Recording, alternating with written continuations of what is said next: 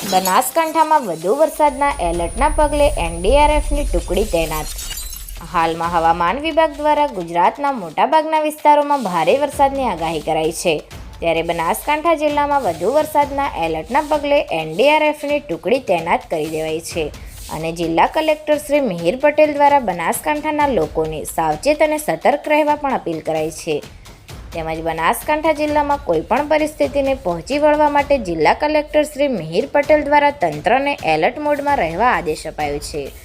સાથે સાથે જિલ્લાના લોકોને પણ સાવચેત અને સુરક્ષિત જગ્યાએ રહેવા ખાસ અનુરોધ કરવામાં આવ્યો છે।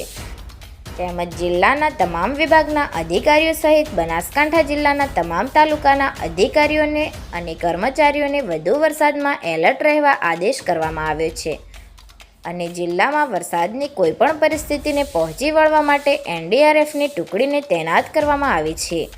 આ સિવાય જિલ્લામાં ચોમાસાની શરૂઆતથી જ એસડીઆરએફની એક ટીમ પણ તૈનાત છે।